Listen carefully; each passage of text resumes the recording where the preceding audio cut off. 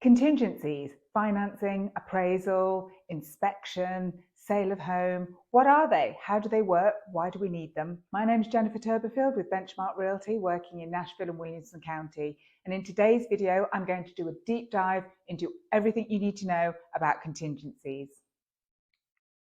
The first contingencies we're going to discuss are the ones that are so important they're actually written into the boilerplate text of the purchase and sale agreement. Now, I'm based in Tennessee and things may be different in different states, but for the most part, in a purchase and sale agreement, you're going to see three contingencies written in. The first is the financing, the second is the home inspection, and the third is the appraisal. The financing contingency is a clause written into the purchase and sale agreement that says if the buyers do not qualify for the mortgage they are applying for, they do not have to buy the house and they get their earnest money refunded to them. So at the point that you go under contract, the buyers will have provided a pre-approval letter from their lender. So what that means is they've spoken to a lender, the lender's asked them all sorts of questions about their financial situation, how much do they earn, what's their debt, what are their recurring payments every month, and based on what they've been told, the lender tells them how much they are qualified to apply for as a mortgage, and then hopefully they're shopping within those boundaries. So when they are writing a letter, writing an offer on a house, they have that pre-approval letter that says, here we are, a lender has said we are qualified up to this amount.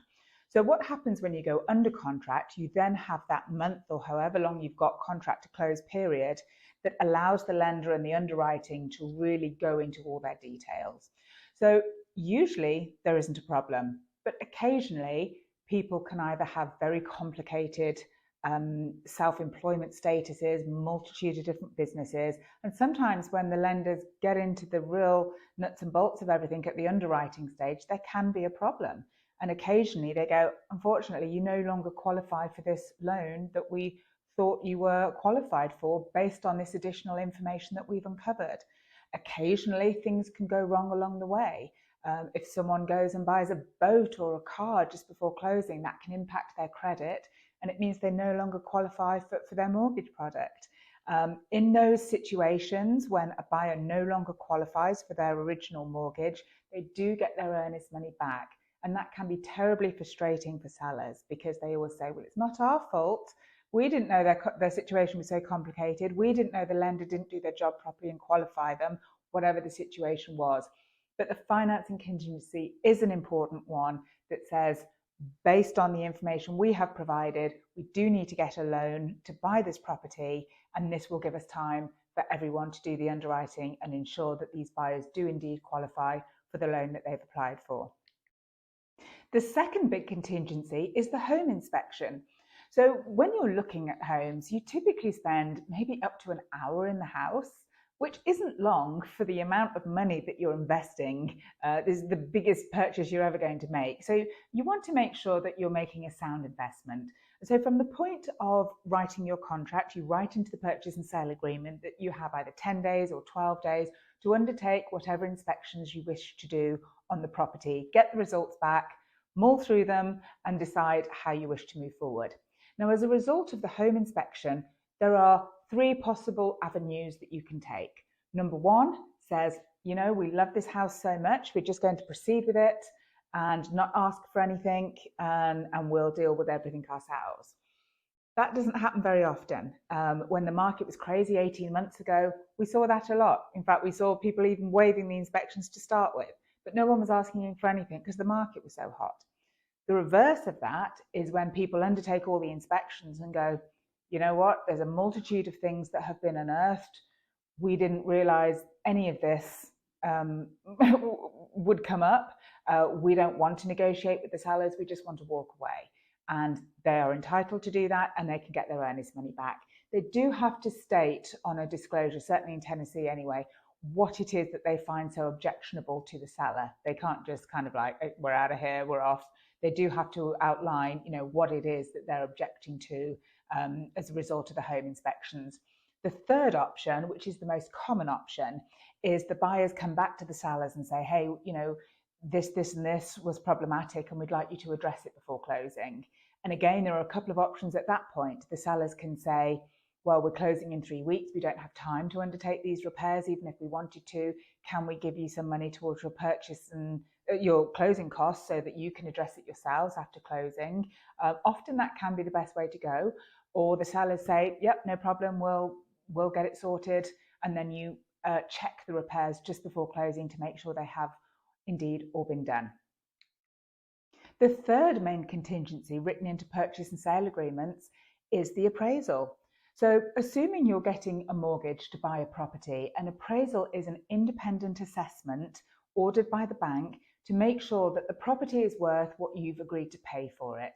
So it's not undertaken by the bank. They employ a company of appraisers that will attend the property, take the measurements and do their own assessment as to the value of the house. Now, usually realtors look at all the comps and decide the fair market value of the house along with the sellers when they're putting it on the market.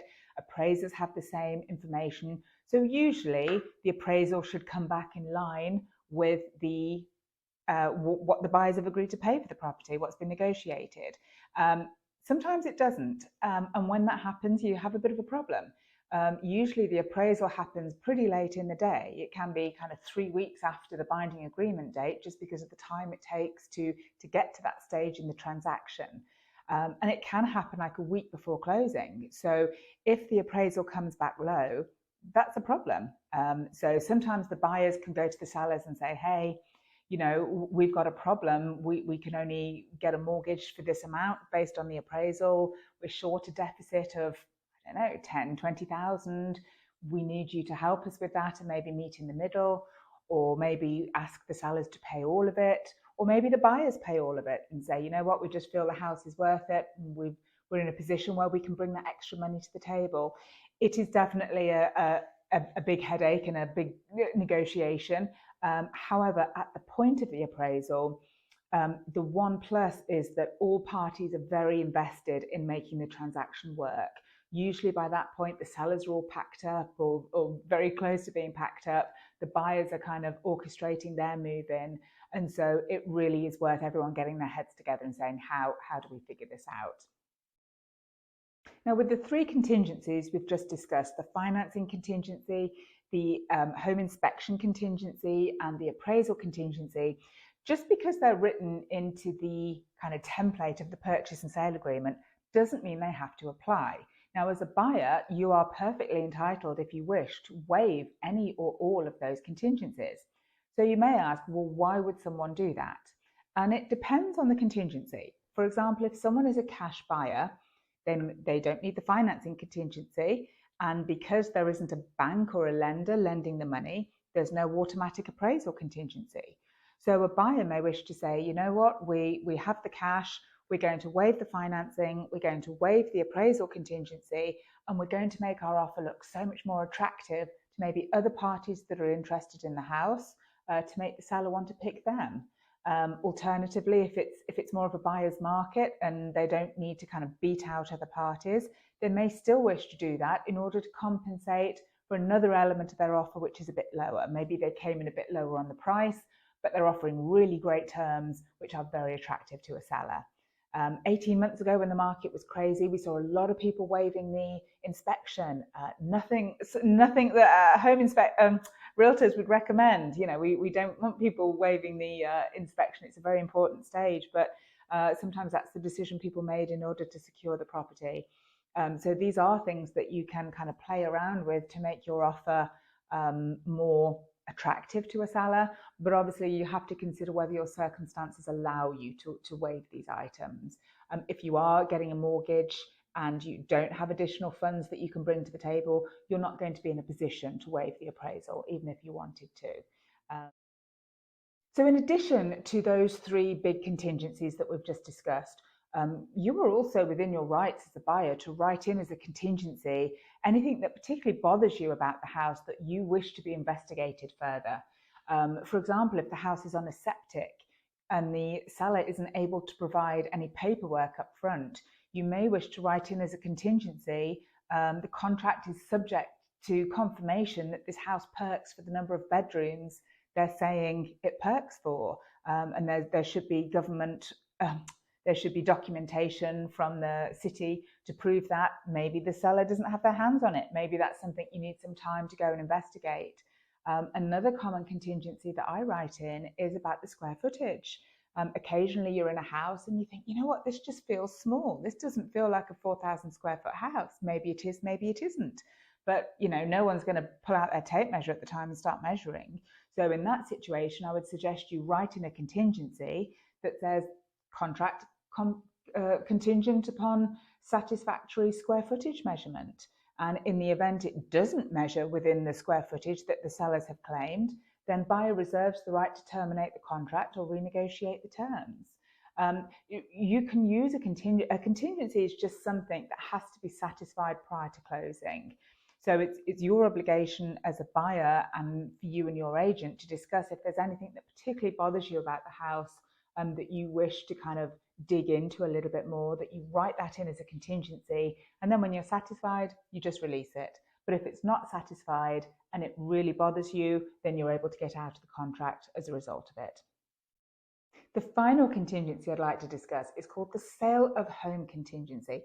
And this one works a little differently and it causes a lot of confusion. So the sale of home contingency, you can sometimes see in the MLS that a house is under contract, but then it says as the contingency sale of home. So what that means is the person that is buying that house needs to sell their home first, and that hasn't happened. So assuming that person can sell their house, they can then move forward onto this one. So how the sale of home contingency differs to the others is that as a buyer, you are sometimes able to kick out an existing accepted contract if they have a sale of home contingency. So usually with the financing, with the inspection, those are all contingencies that the current buyer is kind of locked in with the seller.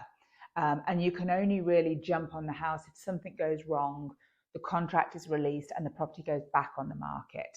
Now with the sale of home contingency, often there is a 24, 48-hour kick-out clause. So what that means is if there is a buyer that comes along and they fall in love with a house, but there is already a contract on it subject to a sale of home contingency, then you can still present your offer to the seller. If you negotiate backwards and forwards, the seller likes it. You then have a backup offer, and then the seller will go to the first buyer and say, hey, we need you to either release your sale of home contingency and proceed with the purchase, or we're going to let you go and we're going to go with these other people who presumably don't have a house to sell. Now, you would assume that if someone has a sale of home contingency, they're not in a position to release that. Not always the case. Sometimes people can proceed with a secondary home purchase simultaneously without selling their first primary residence, but they just don't really want to. I mean, who wants to have the burden of having two homes at once? So sometimes they put a sale of home contingency on and they are in a position to be able to release that contingency. Most of the time they're not. If someone else comes along and bumps them, then it's just one of those things. So there we have a deep dive into some of the most common contingencies that we see in purchase and sale agreements. They do protect the buyer. They are a good thing, and it can be tempting when you see a house that you fall in love with to make your offer as attractive as possible to the seller and kind of do away with some of your contingencies if you're able to. But you may want to think twice before you do that, because it's definitely worth having the time to dig into all the background and make sure that you are thrilled with your purchase and happy to proceed.